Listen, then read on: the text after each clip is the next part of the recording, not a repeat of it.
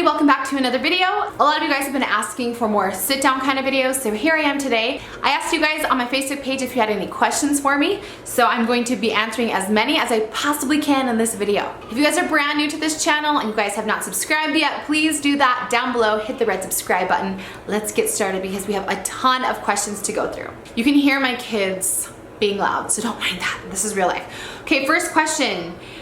Oh, there's so many. Trina Michelle says, how many hours a week would you say average working on YouTube and YouTube related things? I would say anywhere from 30 to 40 hours a week. And that's why I know some people get upset when they see sponsored videos, that sort of thing. Well, I like to get paid for putting that much time into what I do. So that's all I'm gonna say about that, but 30 to 40 hours, if not more sometimes. Lindsay Kane says, do you have a bucket list or certain goals you want to achieve? If so, what are some of your top items? That's a great question. One of my bucket list items is I definitely want to run a marathon someday. I love running, as you guys know. I also want to travel to New Zealand someday, and I want to travel to Africa someday. I don't know, I feel like I've done a lot of things that I've always wanted to do. Those are just the top things I can think of off the top of my head. Alexa Conto says, can you explain your YouTube process? Filming, editing, anything.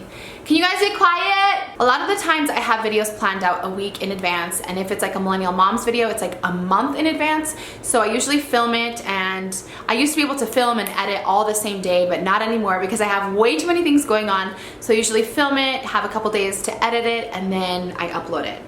I can do more video. I know I've been saying I've been wanting to do a YouTube video for a long time, like all about YouTube. So if you guys have like specific YouTube questions, let me know down below and then we can answer it in that video. This is Sharice's question.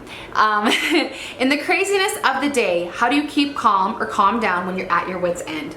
I am a very religious person and prayer is sometimes all I have. Sometimes you just need to lock yourself in the bathroom and say a quick prayer. And every time I feel better after I pray. Prayer is everything to me. And I don't even think you have to be the same religion as me or anything like that, but I think just believing that there's a greater power out there who is watching over you and who cares about you and who is listening is so helpful to me. And it always just reminds me of why I'm doing what I'm doing as well. Kendra Davison says, what does discipline look like for your family? Have you had a hard time with discipline? Discipline is something that I struggled with when I was first a mom because timeouts did not work for my kids. And so as they're older, I feel like Molly's crazy. So timeouts never worked for my kids. They would just run away or open the door and it just never worked. I think it's really important to find out what works for your individual child. I believe in doing like a sticker chart system where if they do good deeds and they get a sticker, if they do bad things, those stickers get taken away. And usually there's like 70 spots. And so my kids love it because over a long period of time, it usually takes a couple of months because I don't just give out stickers whenever. It's like a very big deal when they get a sticker, but then they earn a prize or a little toy or something so that they're realizing that they're working towards something. But then if that's like how I punish them as well, as I take a sticker away. So that might not work for every kid, but it's worked really well for my boys. Abby Shawcroft says, how much screen time do you let your kids have every day? And any advice on getting your kids to not watch a show or play on the iPad all the time? I think just switching it up all the time is crucial. And I think my kids are old enough and they're at the point now that when I say turn it off, they turn it off because they realize too, like I usually try to give them no more, not give them, but I let them have about 2 hours a day, which is what my pediatrician suggested at this age, and they don't ever get that much, especially in the summer because they're just playing all the time outside and swimming and everything and playing with friends.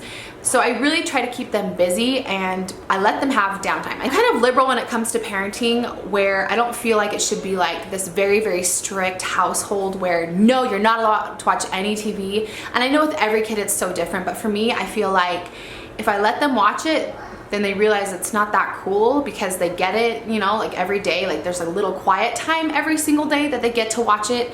So they don't nag me every day, like I wanna watch it, I wanna watch it, I wanna watch it. And to me, they don't take naps, so that's kind of like their downtime, just chilling and watching TV for no more than, usually it's no more than even an hour, but no more than 2 hours. And I'm also not just sitting there with a clock either every day. I don't do that every single day. How do you teach your kids gratitude in this current culture of excess and consumerism? I think it's just important to teach them I always, and that's kind of going back to the sticker system, is I wanted them to learn to work towards something so that when they get that item, they are more grateful for it because they worked for it. And I think teaching them work ethic helps them realize like, hey, this is how we get things. We don't just get things because we want them. And I explain to them daily, like, mommy stays up late working, daddy goes to work all day. He's not with you because he's working, and I want you to be grateful for that. And obviously telling them to be thankful and grateful when people give them things. I see it too often nowadays where kids don't, or parents don't teach their kid to just say simple things like thank you. And it's just sad because that's where it all begins, is with the parents as well. Oh, there's so many questions, you guys. Are you planning for baby number 4? If so, do you want a girl or a boy? I do feel, this kind of makes me emotional.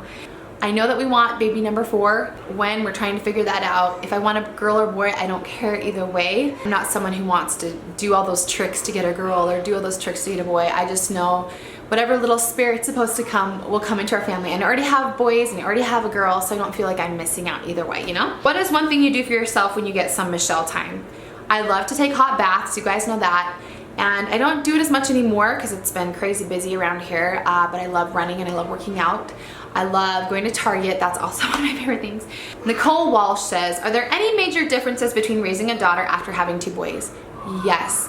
There is something so sweet about a girl, and boys, obviously I love and I'm obsessed with them, but there's just something different about their spirit, and she's more sensitive and she reacts to things differently. And she just acts differently, and so that is definitely a different thing, and you just feel a little bit different because you know that her heart's more tender. And so when she's upset about things, you're just more, I don't know, I'm just more inclined to feel sorry for her because of the way she acts. And she's not like spoiled brat baby or anything, but she's a girl and she's so sweet. And she plays very differently as well. Like when I'm getting ready with my boys, they'd bring their toys and play with the toys. But with Molly, she has to like imitate what I'm doing. So she'll bring a baby in, or I'll give her a makeup brush while I'm doing my makeup. She likes to imitate me. Tell us more about your new business venture and when they will be open for sale. Okay, so I initially wanted to have everything ready to go very first week of August, but Brad and I are actually going on a little trip, just the 2 of us, so that kind of got pushed back and I got really sick. I was sick for 3 weeks straight, so that pushed everything way back. I am doing everything in my power to develop all the formulas, and I've been testing them out on my friends, and I have some really great formulas that I feel are working really well. I'm in the process. I'm every day looking for different products and things, ingredients and packaging and branding. There's a lot that goes into it, but they will be available soon. So not early August, but soon.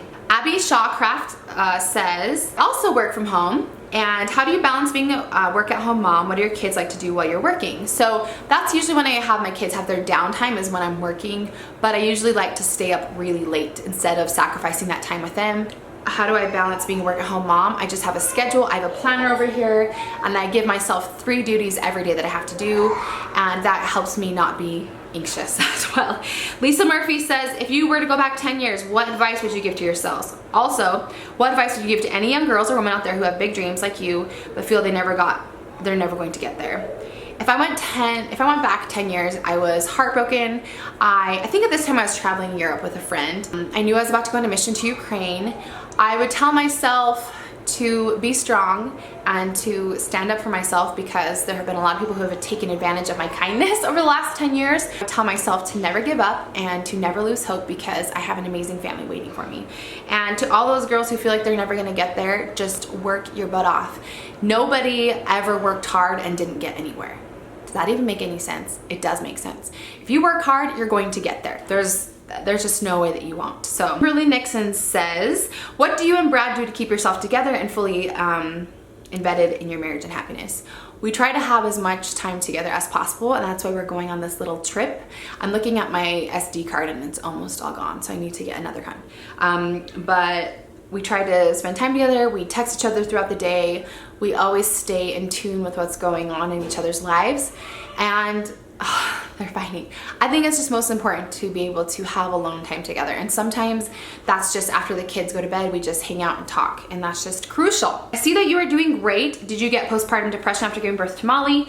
Yes, you guys know I did an entire video about it. I'm doing a lot better now. What callings do you guys have? I'm guessing this has to do with church because Brad and I are very active in the Mormon church, and it's all volunteer related, and all the callings in our church are volunteer, even like the full-time callings. That's crazy. But my calling is I am in the Relief Society presidency. I am a secretary, so that's like basically in my ward, which is the people that live in my area. There are 700 people in our ward, and I help keep track of all the women in the ward. So, and then Brad teaches primary. He teaches the 6 and 7 year olds. Let's see. Brenda Aguilar says, shout out to me in your video, please. Hi, Brenda. Thank you so much for watching. Do you and Brad ever adopt? I don't think so. I don't see us doing that right now. It's crazy expensive as much as I would like to. It's a lot of money, unfortunately. So I don't think so. Not that I could, but I mean, never say never, right?